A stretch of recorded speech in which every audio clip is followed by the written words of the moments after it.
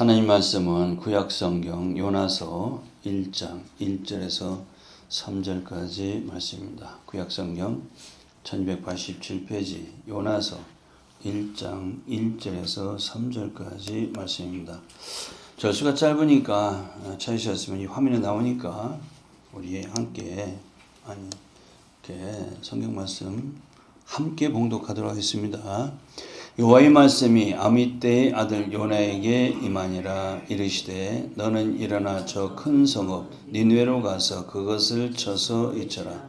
그 악독이 내 앞에 상달하였음이라 하시니라. 그러나 요나가 여호와의 낯을 피하려고 일어나 다시스로 도망하려 하여 욥바로 내려갔더니 마침 다시스로 가는 배를 만난지라. 여호와의 낯을 피하여 함께 다시스로 가려고 선가를 주고 배에 올랐더라. 아멘. 오늘 요나서 1장 1절 3절 말씀을 중심으로 그것을 쳐서 잊혀라. 개역개정판에는 그것을 향해서 잊히라. 저는 개역 한글판을 읽어드렸습니다. 할렐루야. 주님 이름으로 축복합니다. 말씀을 들을 때 성령 충만합시다. 할렐루야.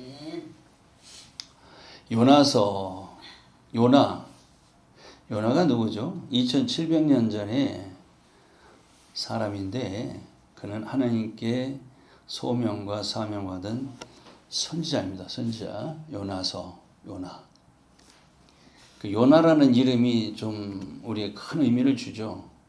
성경에서 인명과 지명과 숫자는 굉장한 영적 의미를 가지고 있다고 그랬죠. 그래서 요나의 이름의 뜻은 비둘기란 뜻입니다. 비둘기. 이 구약에서 이제 제사를 지낼 때 소, 양, 염소, 짐승이 제물로 세 가지만 하나님께서 받으십니다. 짐승들이 많은데 소나 양이나 또 염소 요것만 받으시고 많은 그 새 중에서 어떤 새를 유일하게 제물로 받아주시냐면 비둘기만 제물로 받아주시죠. 우리가 잘 알죠. 이제는 구약의 제물은 하나님께 드린 제물은 아무 죄가 없는데 백성들의 죄를 뒤집어 쓰고 대신 죽어요. 그래서 백성들의 죄를 용서받게 하는 그 제물인데 구약의 이 제물이 뭐냐면은 장차 내 대신 죄도 없으신 예수님께서 죽으신 것의 모형이라고 합니다. 예수님의 모형. 예표로 보여주시는 것 이제 잘 아시죠? 그래서 요나 하면은 설교를 많이 들어가지고 요나 큰 물고기 뱃속에 들어가서 3일 동안 죽을 고생하다가 토해내가지고 3일 만에 살아난 요나는 다 알아요. 그죠? 삼척동자도 알아. 그것만 알면 안 돼. 그게 뭐냐? 그게 바로 예수님의 모형이라고 합니다. 예표라고 그래. 예수님이 십자가에 죽으시고 무덤에서 3일 동안 계시다가 부활하신 사건. 그래서 요나는 장차 오실 예수님의 모형이구나. 이건 이제 삼척동자도 알아. 주일학교 다니는 학생들도 이제 아는 내용인데 거기다가 또 우리들의 모형이라고 그랬어요. 모형. 요나가 하나님 말씀에 빤질대죠. 도망가죠. 그래서 성경 요나서를 보면은 불평이 많아. 우리로 말하면은 신앙생활 하다가 말씀에 자꾸 빤질대면서 미운 사람이 있으면 자꾸 눈도 흘기고 마음에 안 들면 입이 이렇게 한잔 나오고 하다가 하나님이 얻어맞아가지고 변화된 바로 우리들의 모형이 바로 요나라는 사실을 이제 다 알고 계시죠. 마태복음 16장에 보면은 예수님께서 가이사랴 빌립보에 가셨을 때 제자들에게 물어보셨어요. 사람들이 나를 누구라 하더냐? 그러니까 제자들이 더러는 세례 요한, 더러는 엘리야, 어떤 이는 예레미야나 선지자라고 하더이다. 그랬어요. 예수님께서 그러면은 너희는 나를 누구라 하느냐 물어보니까 그때 잽싸게 그죠? 성격이 급한 베드로가 대답하는데 마태복음 16장 17절에 주는 그리스도시요 살아계신 하나님의 아들이라 이 멋진 신앙 고백을 받아낸 후에 예수께서 마태복음 16장 17절에 베드로에게 뭐라고 했습니까? 바요나 시몬아 네가 복이 있도다 그랬어요. 성경에서 복 있는 사람은 돈 많이 버는 사람이 아니라 예수 그리스도를 믿음으로 구세주로 고백하는 자들, 하나님의 아들로 고백하는 자가 복 있는 사람인 걸 믿으시기 바랍니다. 그런데 여기서 왜 베드로를 바요나 시몬아 이렇게 하셨을까? 그래서 원래 베드로를 하나님께서 베드로라는 이름 바꾸셨는데 베드로의 원래 이름이 시몬이에요. 시몬인데 그 베드로의 아버지가 누구냐면은 요나. 오늘 본문 요나라는 이름과 똑같아요.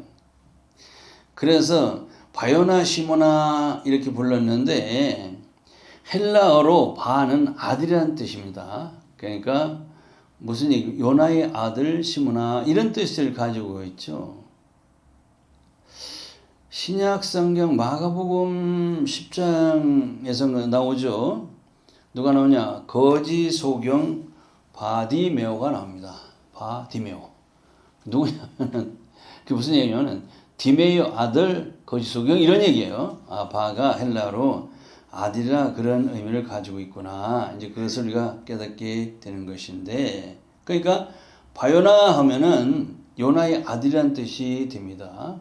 아까 서두에 요나는 뭐라고 했습니까? 비둘기라는 뜻이 있었죠. 비둘기는 구약의 제물인데 제물은 장차 우리를 대신 죽으실 예수의 모형이라고 했지 않습니까? 그러고 보니까 요나가 바로 그 비둘기니까 비둘기는 예수님이시니까 베드로가 바요나 시몬 한 겁니까?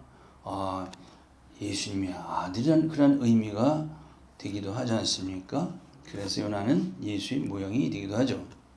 근데 문제는 요한복음 21장 15절 17절에 보면은 부활하신 예수님께서 실망해서 다시 업으로 돌아가서 밤새 그물전에다 허탕친 베드로에게 갈릴 바다에서 예수님이 나타나시죠. 그때 베드로에게 요한의 아들 시몬아 네가 나를 사랑하느냐? 또 두 번째 요한의 아들 시몬아 네가 나를 사랑하느냐? 요한의 아들 시몬아 네가 나를 사랑하냐? 다른 사람보다 더 사랑하느냐? 세 번이나 요한의 아들 시몬아 요한의 아들 시몬아 그랬단 말이에요. 마태복음 16장에서는 바요나 시몬아 했는데 요한복음 21장에서는 요한의 아들 시몬이라 했단 말이에요. 그러니까 베드로 아버지가 둘인가? 베드로 아버지가 누구야 도대체? 요나가 마태복음 16장에서는 요나가 시몬 베드로의 아버지인데 요한복음 21장에서는 베드로의 아버지가 요한이라고 했단 말이에요. 그 누가 진짜 아버지냐? 이제 성경 읽다 보면은 성경을 또 궁금증이 생길 거예요. 이거 이상하다. 이거 잘못 기록되었나? 아버지가 둘이었나? 누가 진짜 아버지인가? 이런 궁금증이 생기잖아요. 저도 이걸 알아보기 위해서 책을 찾다 보면 시간이 많이 걸리니까 요새는 뭐를 찾아보냐면은 AI한테 물어보면은 10초 만에 나와요. 그죠? 10초 만에 AI. 베드로의 아버지 요나와 요한이 나오는데 누가 진짜 아버지냐? 물어보. 그럼 쫙 자세히 친절하게 가르쳐 줘요. 그걸 다 이제 이게 넣을 수 없고, 그러니까 왜 베드로의 아버지가 이름이 둘이었냐면은 당시에 그 성경 원어와 문화적 배경 때문에 그렇게 됐다는 것이죠. 그러니까 당시에는 요나라는 이름은 히브리어와 아람어식으로 부르는 이름이 요나였고 요한은 헬라식으로 부르는 이름이었다고 그래요. 그래서 그렇게 되지 않았을까 이제 그런 내용도 하고, 그래서 당시에는 문화적 배경에서 한 사람이 두 가지 이름을 쓰기도 했답니다. 이 시대는 안 그렇습니까? 이 시대 이름 여러 가지 가지고 있는 사람이 있어요. 한 사람이 예명도 있고 뭐 필명도 있고 무슨 뭐 카톡에 이런 데 보면은 또 이름이 또 있어. 그죠? 여러 가지 쓰는데 당시에도 두 가지 이름을 쓰는 그런 문화적 배경이 있었는데, 그래서 요나와 요한 이 두 이름이 바로 동일 인물인 베드로의 아버지다. 이게 친절하게 잘 가르쳐줘요. 그죠? 그래서 스카이 대학 서울대, 연대, 고대 스카이라고 하지 않습니까? 이 대학생들이 시험을 볼 때 공부해서 답을 쓰지 않고 뭘로 있다고 그랬어요? AI로 시험지 답을 써서 지금 문제가 많다고, 심각한 문제가 아니에요. 공부 뭐라 합니까? 공부 안 해도요, 지금은요, 다 나와. 뭐든지. 연구 안 해도 그동안 쌓은 모든 지식이 AI가 다 알려주기 때문에 그런 세상이 되었는데, 그래서 마태복음 16장에서 바요나 요나가 시몬의 아버지 베드로의 아버지인데, 요한복음 21장에서는 또 베드로의 아버지가 요한이라고 한 이유를 그렇구나, 동일 인물이구나, 그 이제 알아두시면 됩니다. 그런데 1절에 보면은 또 요나의 아버지가 누구예요? 아미떼라고 그랬는데, 보니까 오늘 본문에서 아미떼라고 그랬어요. 요나의 아버지가. 아미떼란 하나님의 진리라는 그런 의미를 가지고 있습니다. 하나님의 진리가 뭐예요? 말씀이죠. 말씀입니다. 그렇게 보면은 요나는 말씀의 아들이 되는데, 그렇죠? 결국 이 말씀 자체가 누굽니까? 말씀으로 오신 예수님을 의미하지 않습니까? 예수님. 그런 의미로 봐도 요나는 이리 보나 저리 보나 제물로 봐도 비둘기로 봐도 그렇고, 그런 의미를 봐도 그렇고 예수님 모형이 된다는 것을 이제 우리가 깨닫게 됩니다. 그래서 우리가 그래요. 베드로처럼 그래 확신을 가지고 신앙 고백하면은 우리가 바요나가 될 수가 있는 영적 이름이 바로 우리들의 이름이 될 수도 있고, 야복강에서 깨어진 야곱의 이름이 이스라엘인데 역시 우리 영적 이름이 이스라엘이 될 수도 있고, 다메섹에서 깨어진 사울이 하나님께 주신 그 바울이라는 이름을 우리 영적 이름으로 우리가 바울이 될 수도 있다는 것을 우리가 알고 있는 겁니다. 그래서 오늘 보면 요나서의 주제가 뭐냐면은 니느웨의 구원이라고 그랬어요. 성경 나홈서 짧은 책이 있는데, 나홈서는 뭐 했어요? 유대 백성들에 대한 책이 아니라 니느웨의 심판이 주제라는 그런 나홈서도 있습니다. 당시에는 이 니느웨가 굉장히 큰 도시였어요. 요나서 마지막 부분에 나오는데 좌우를 분변치 못하는 사람 12만 명이 사는 큰 성이라고 그랬어요. 좌우를 분변치 못하는 자들이 누굴까? 어린아이들이겠죠. 쉽게 얘기해서. 뭐 지능이 떨어진 지적 장애 가진 사람들도 그렇지만은 어린아이들 같이 분변이 못하는 10만 명, 그 외에 어른도 있고 그 자유 분변하는 사람도 있으면 얼마나 수십만 명이 사는 큰 도시였던 것을 우리가 상상이 되는데, 그래서 니느웨 성을 큰 성 니느웨라고 했어요. 성에서 큰 성 또 하나 나오죠. 바벨론 성을 큰 성이라고 합니다. 이 성들은 큰 성 바벨론은 반드시 멸망당해야 될, 마땅히 망해야 될 제약의 도시, 세상을 상징한다고 그랬죠. 근데 이 큰 성의 사람들을 요나가 구원을 시키나 못 시키나 보니까 요나가 구원을 시킵니다. 그렇죠? 마땅히 심판받아서 멸망해야 될 그 성의 사람들을 요나가 지금 2700년 전에, 정확히 BC 750년에 가서 해결해 쳐서 그들을 구원을 받는데, 중요한 일은 이렇게 회개해서 당시 하는 심판을 면했는데 그대로 유지해야 됩니다. 그런데 세월이 한 130년이 흐르는 동안 또 흐지부지 해가지고 타락해가지고 결국 니느웨는 아수르의 수도죠. 아수르를 상징합니다. 이 아수르라는 나라가 결국 심판을 받아서 망해서 아수라는 역사가 지구상에서 사라지는 나라가 되었다는 사실을 성경이 기록하고 있습니다. 이제 1절에 다시 한번 보면은 여호와의 말씀이 아미떼의 아들 요나에게 임하니라 해서 하나님은 시대별로 이 시대도 마찬가지요. 선자를 계속 보내서 하나님의 말씀을 주시고 주신 말씀을 이 시대도 계속 시대별로 주의 종들을 세워서 이 말씀을 전하게 해 주시지 않습니까? 그래서 이제는 1절, 2절 이 시작 오늘 본문에서는 그냥 선지자로서의 요나에 대한 말씀을 우리가 한번 묵상해 보도록 하겠습니다. 2절에 보면은 너는 일어나 저 큰 성읍 니느웨에 가서 그것을 쳐서 에쳐라. 그 악독이 내 앞에 상달하였음이라 그랬어요. 그것을 쳐서 에쳐라 그 말이에요. 그런데 개혁개정에는 그것을 향해서 에쳐라 그랬단 말이에요. 전 그래서 개혁한 걸 쳐서 에치라는 말을 더 좋아해요. 왜 그러냐면은 쳐서 에친다는 것은 야단을 쳐서 이런 얘기예요.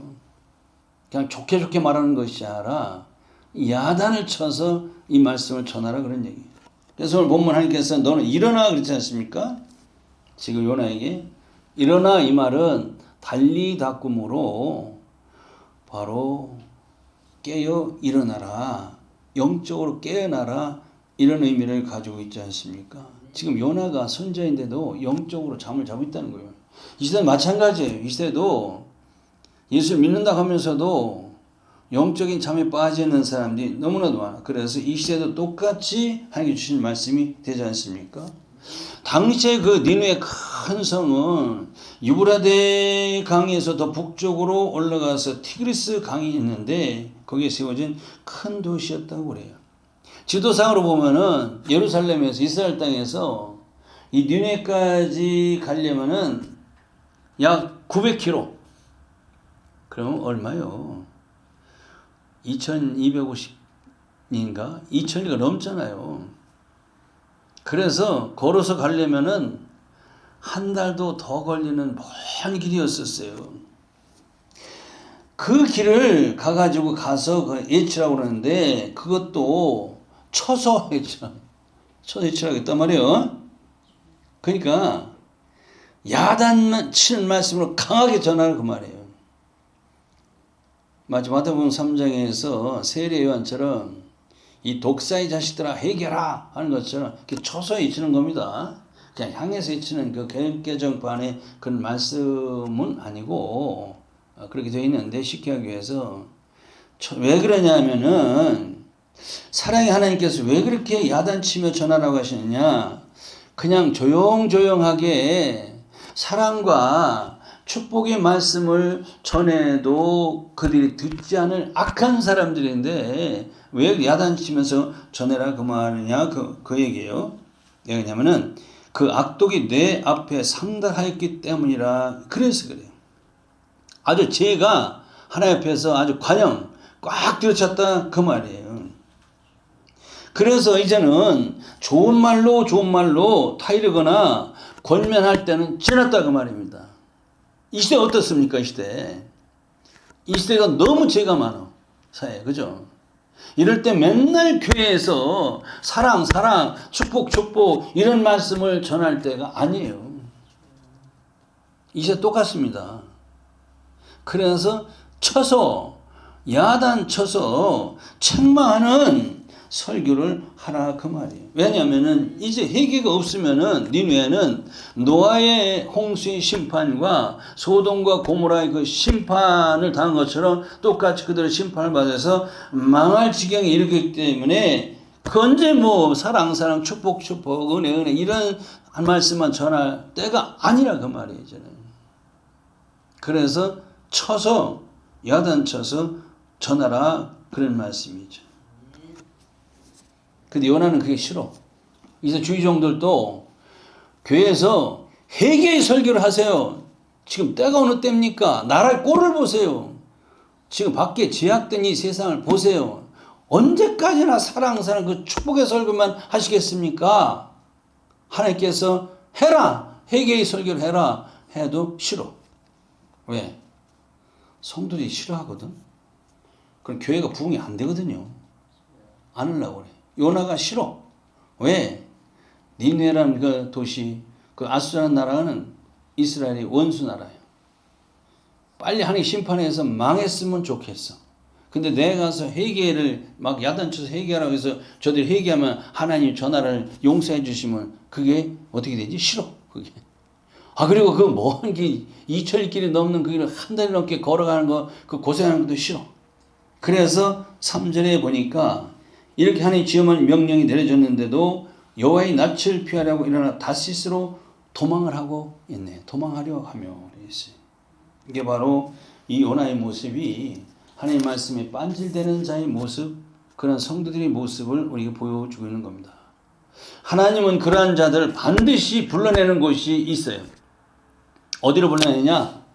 바로 야복강으로 불러내시든지, 아니면은 다맥색 도상으로 불러내시든지, 아니면은 마가의 다락방으로 불러내시든지, 이 세 곳 중에 하나로 불러내셔서 그들을 버르장머리 고치는데 여기다가 하나 더 만들어 놓으셨네. 불러내고 바로 오늘 요나서에서 보면은 큰 물고기 뱃속에 들어가서 그 답답한 환경 속에서 절망을 맛보게 하는 그런 사면 초가의 장소도 하나 더 마련해 놓았네. 보니까 기왕에 들어갈 바에는 은혜 받고 성령 충만을 마가의 다락방에 들어가면 얼마나 좋겠습니까?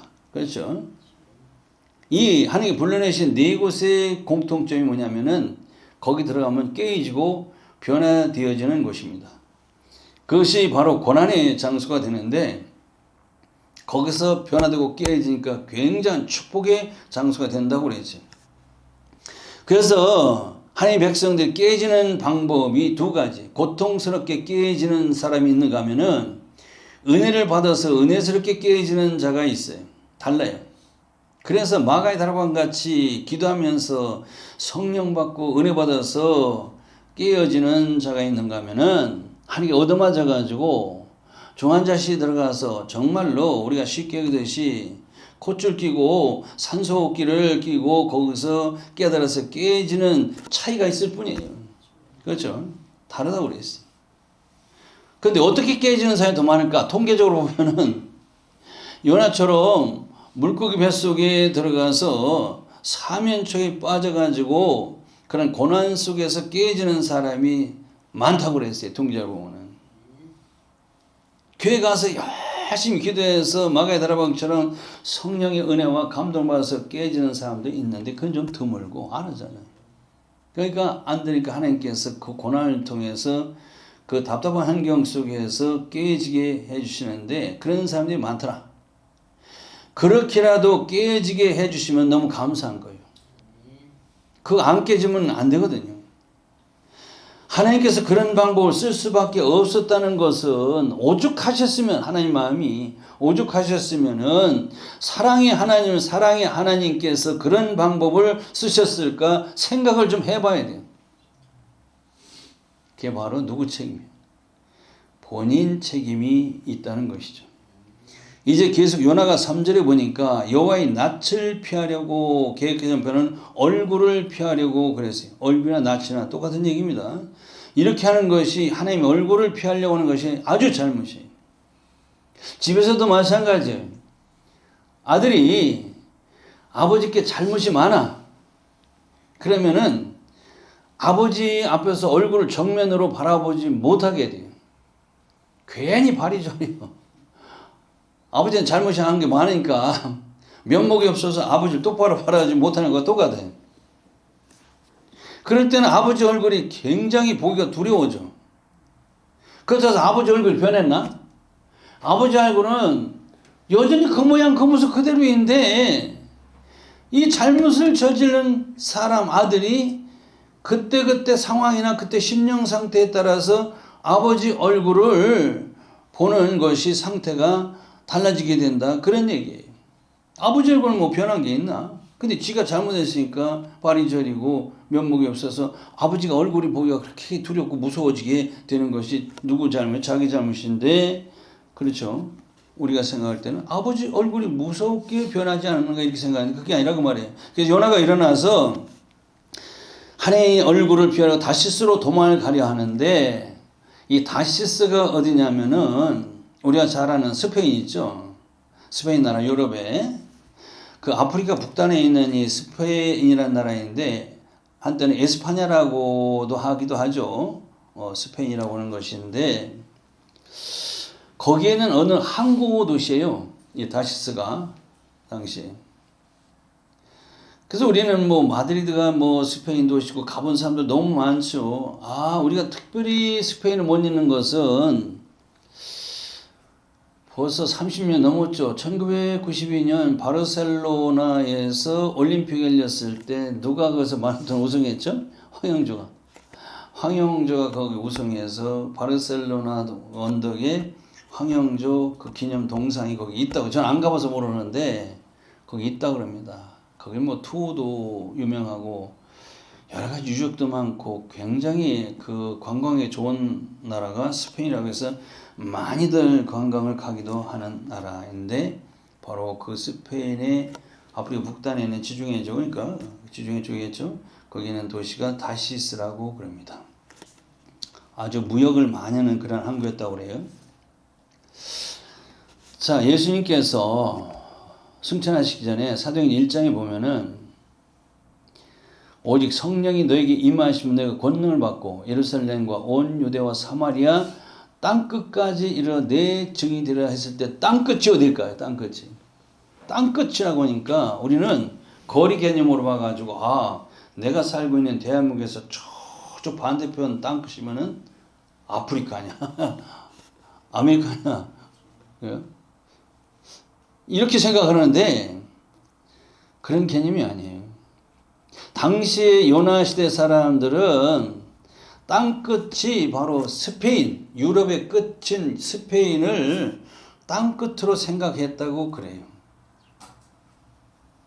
근데 그건 거리 개념이 아니라 우리는 영적인 개념으로 예수 안 믿는 사람, 불신자가 있는 그 세계가 바로 땅끝이에요. 땅끝. 거리와는 상관이 없어요. 그러면은 저쪽 반대편은 아프리카에 있는 사람들, 예수 믿는 사람들이 그들이 땅끝은 어딜까? 우린 거기가 땅끝이라고 하는데 생각해 보세요. 거기에 갔다면 땅끝이 우리나라가 되네. 그죠? 반대로. 그러니까 그런 게. 그런데 우리는 자꾸 그렇게 멀리 있는 것을 땅끝이라 생각해서 그렇게 생각하는데 그게 아니라고 말이에요. 바로 불신 세계가 어느 곳에 있든지 가까이 있든지 멀리 있든지 바로 그것이 땅끝이 된다는 사실을 우리가 알아두셔야 돼요. 그래서 요나가 이제 도망을 가는데 가능한 한 멀리 도망가려고 그래. 그 당시 땅끝이면 얼마나 멀겠습니까? 스페인이 그렇죠. 다시스 항구가. 그래서 스페인으로 가려고 그러는데 멀리 가능한 도망가려고. 왜냐면은 어설프게 도망가면 하늘에 또 붙잡힐까 봐가지고. 굉장히 어리석죠. 그러니까. 그래서 가능한 한 멀리 도망가려고 지금 스페인 다시스로 가려고 한다 그 말이에요. 오늘날도 신앙생활 하다가 은혜가 떨어지면은 자꾸 교회를 멀리 하려고 그래요. 거리 개념이 아닙니다. 교회 나간 신앙생활을 멀리 하려고 하는데 그게 어리석은 생각입니다. 그래서 도망을 가리고 요빠 항구로 내려가니까 마침내 다시스로 가는 배가 딱 발동을 걸어놓고 기다리고 있네 보니까. 그렇죠? 보니까 너무나도 아주 욕적으로 보면 너무나도 좋은 거야. 야, 더 기다릴 것도 없이 바로 타면은 바로 떠나겠구나. 딱 배가 다시스로 가는 배가 대기하고 있으니까 아주 이건 할렐루야구나. 이건 정말로 요나에게는 안성맞춤이 우리말로 적시한테요. 안성맞춤이 뭐예요?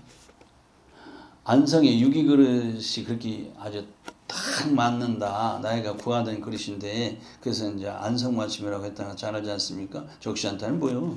지금 지고 있는 야구에서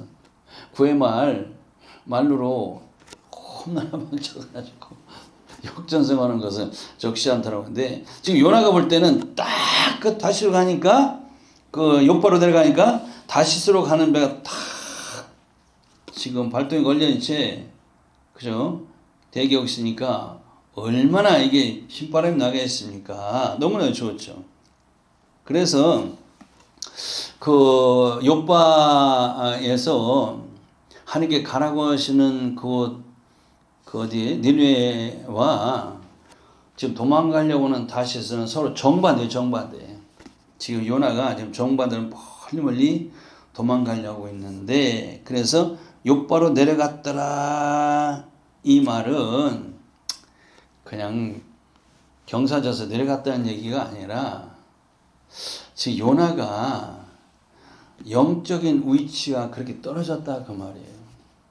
영성이 떨어지고 믿음이 떨어졌다는 것을 우리 가르쳐 주고 있죠. 왜냐하면 내려갔다는 말이 히브리어로 보면은 지옥으로 떨어졌다. 그냥 지옥으로 이렇게 표현하면 이해가 안 되겠죠.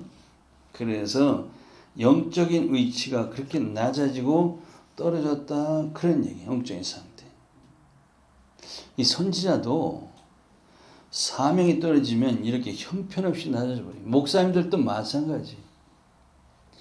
선지자는 직분이 중요한 게 아니에요. 목사는 직분이 중요한 게 아니라 그 사명을 제대로 하느냐, 아니면 하나님 관계가 제대로 되어 있느냐가 그게 더 중요하다고 그랬습니다. 예를 들어서 하나님께서 누구에게 우리 그렇지 않습니까? 당신은 하나님이 종이 되어야 될 것 같아. 기도해 보니까. 그래서 이제 신학교에 가라. 이제 다 우리가 그런 겪은 사람들 아닙니까? 근데 이 시대에 만약에 당신 신학교에 가서 하나님이 종이더라. 그게 사명이다.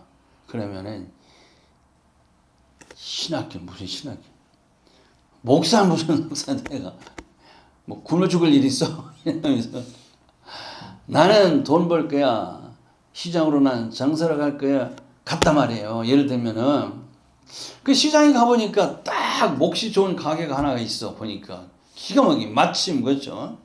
마침 욥바에 내려가니까 다시 들어가는 배가 있더라 그 말이죠. 그래서 지금 말씀드린 건데 마침 시장에 가니까 기가 막히게 몫이 좋은 가게가 있어 보니까 여기 오면 치매 가면 좋겠더라. 치킨 맥주. 아니면은 여기 카페 하면 좋겠더라. 요새 말하는 그건 괜찮겠는데 해서 그 가게를 해서 정말 해보니까 기가 막히게 장사가 잘 돼. 돈이 잘 벌려. 그렇죠? 그러니까 그러면 그렇지. 할렐루야네. 아멘이네. 바로 이게 여호와 이레네. 이렇게 신바람 나게 말하는데 그게 바로 올무예요. 올무. 하나님 올무라고 그럽니다. 그러니까 올무를 오셔. 그 올무가 돼가지고 할렐루야 아닐 수도 아멘이 아닐 수도 있다는 사실입니다. 요나가 욥바에 내려가니까 마침 다시도 가는 배가 있는데 이때 이 배가 올무라고 그랬어요. 이걸 타면 죽을 고생하고 잘못하면 죽는 겁니다. 짐승이 올무에 걸리면 반드시 죽습니다. 그러니까 하나님의 올무에 걸리면은 죽을 수도 있어요. 그런데 사명자, 요나는 사명자이기 때문에 사명이 끝나기 전에는 죽질 않아요. 안 죽입니다. 사명을 감당하기 위해서. 그래서 대신에 뼈다귀만 부러뜨려. 그러니까 얼마나 고통스러운 그 순간을 보내겠습니까? 야곱의 경우를 우리가 봐도 잘 알아요. 빤질들며 사기치는 그를 130년 동안 하나님은 그를 죽이시지 않고 그의 원대로 떼부자가 되게 하셨지만은 금이 환영하는 그 야곱을 약복강에 불러내서 그의 환도뼈를 부러뜨리시고 변화시켜서 남은 인생 17년을 하나님 뜻대로 살고 하늘의 소망으로 살게 하셨죠. 요셉의 경우를 봐도 마찬가지예요. 고난의 물줄기를 하나님께 타게 하셨어. 그래서 형제들이 미움을 받아가지고 안부를 전하오는 그 동생 요셉의 채색옷을 벗겨 구덩이에 넣어서 그래서 이참에 죽이자 했을 때 하나님께서 그를 죽게 내버려 두지 아니하시고 애굽 대상들에게 종으로 팔려가게 하시고 보디발의 종이 되었는데 그 아내 때문에 누명을 쓰고 감옥에까지 들어가는 요셉 인생이 그거로서 끝날 줄 알았는데 그가 거기 나와가지고 이리야 국무총 애굽의 국무총리에 출세를 했지 않습니까? 그렇게 되는 것이 야곱의 의도대로 되는 것도 아니요. 바로 요셉의 의도대로 되는 것이 아니라 바로 하나님의 의도대로 굴러가게 된다는 것이죠. 그래서 아무리 고난이 와도 죽을 것 같은데 죽지를 않게 하시는 하나님이시죠. 왜? 아직도 야곱과 요셉이 할 일이 남아있기 때문에 사명자는 할 일이 남아있기 때문에 죽지 않게 하신다는 것이죠. 그래서 일단은 사명을 끝나기 전에는 하게 죽지 않게 하시겠는 것을 우리가 확실히 믿어서 죽음의 두려움에서 벗어나야 될 줄로 믿습니다. 우리만 그런 게 아니에요. 마태복음 10장 29절에 보면은 참새 2마리가 한 앗사리온에 팔리는 것이 아니냐 그랬어. 그러나 너희 아버지께서 허락지 아니하시면 그 한 마리도 땅에 떨어지지 아니하리라 그랬어요. 참새 2마리 한 앗사리온에 팔린다는 것은 아주 보잘것없는 것을 의미하는 겁니다. 그렇게 보잘것없는 그 참새 한 마리라도 아무리 명포수가 조종을 해서 떨어뜨리려고 해도 하나님께서 허락지 아니하시면은 절대로 안 떨어진다는 겁니다. 이걸 우리가 확실히 믿어야 될 줄로 믿습니다. 그래서 결론적으로 여호와의 낯을 피하여 욕바로 내려가 마침 다시 행 배를 만나게 된다. 그래서 잘됐다 이거 선가가 뭐요? 뱃사. 선가나 뱃삭이 똑같은 얘기. 선이 뭐예요? 배선, 가가, 갑가, 자 똑같은 얘기인데 뱃삭을 주고 배에 올랐더라. 너무 좋았어. 요때까지가 요나의 봄 날씨예요. 우리 인생에도 봄 날씨가 있어. 잘 나가고 잘 될 때가 있어. 이게 봄 날씨라는데 항상 그런 게 아니에요. 요나는 지금 여기까지가 봄 날씨인데 여호와 낯을 피하여 이러면 하나님의 얼굴은 없어요. 안 보입니다. 이 말은 여호와의 앞을 피하여 이렇게 해야 돼요.